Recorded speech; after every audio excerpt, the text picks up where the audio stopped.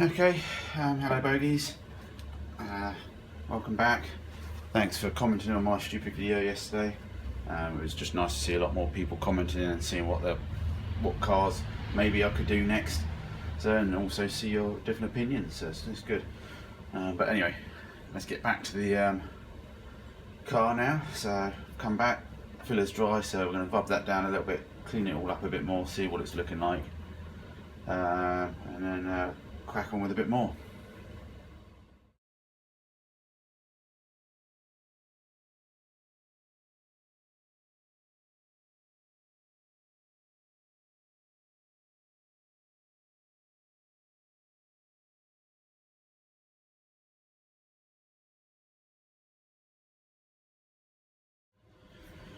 I gave it a bit of a sand down, still some high and low spots. What I've done is just spray some black paint over it, just sort of quite lightly.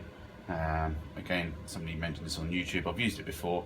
It's what they call a guide coat. So basically what I can do now is sand that down, and any black areas that are still left, technically they're dips, so we'll need filling. I've definitely found a little bit, I can feel stuff around this area. You can feel it when you run your hand. It's best to take your gloves off and just run your hands all flat. I'll show you later now after I've painted it. Run your hand all the way along, and then you can feel your fingers moving. And I can feel that along there, it's moving, it's not flat, but I'm not too worried about that because that's where the number plate goes, so I'm not going to waste time filling stuff there. So yeah, all good for the moment. Getting a bit dusty now.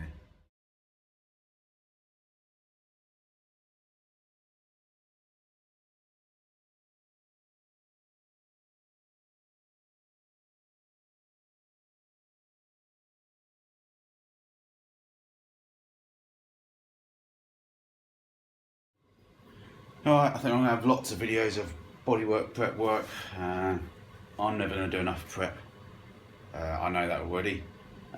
But prep takes 99% of the time, around 95% of the time, before you do your paint.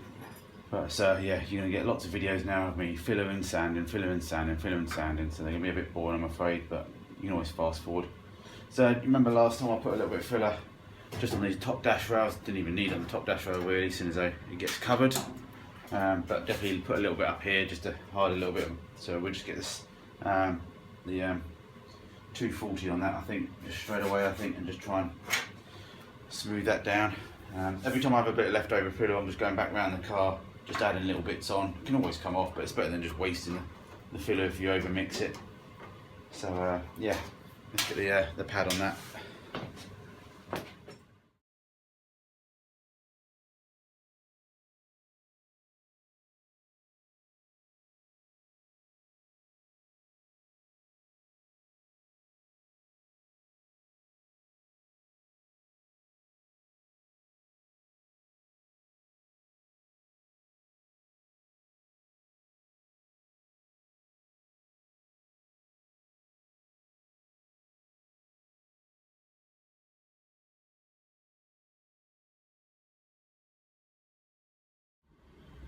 Just going to pop the door on. It's going to be part of my other door skinning video, but I might as well include just the door fitting in this because I don't like to miss too much.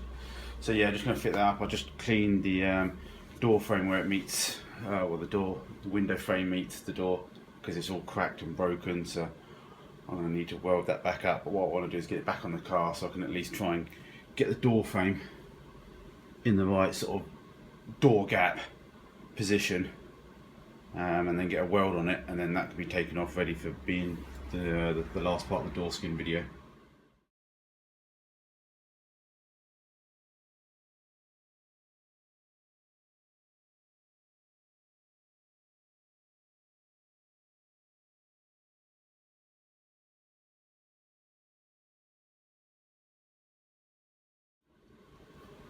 Well, I thought about welding that pillar, but I'm actually thinking I'm going to leave it until I've got the door skin on now, because actually it gives me a bit more wiggle room later just to sort of play about with the frame.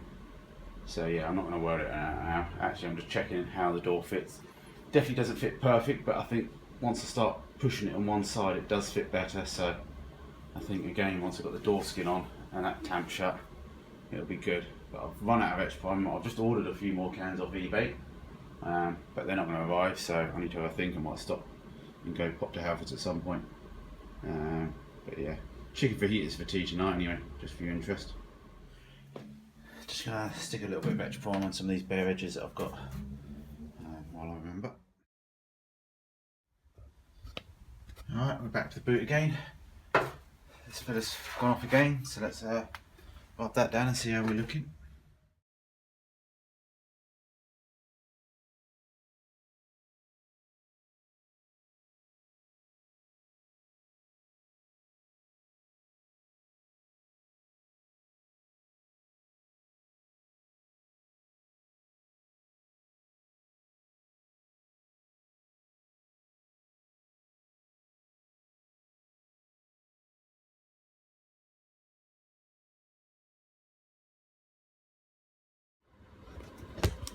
Okay, I think I'm nearly getting there. Again, rub your hands over the bits. Keep your hand flat, see if you can feel your hand wobbling a bit.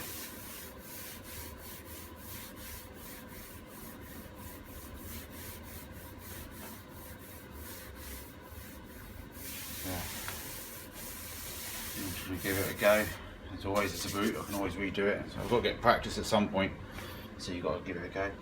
So I'm just going to get a bit of extra primer tonight on the bare metal bits.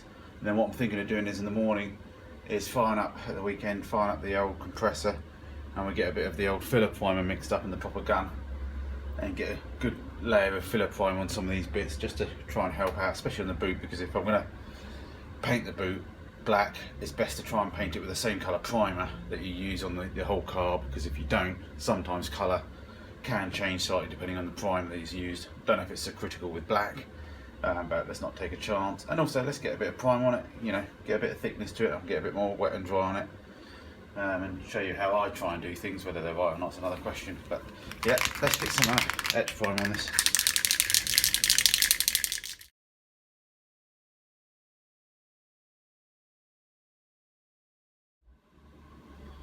Okay, in preparation for a bit of primer in the morning.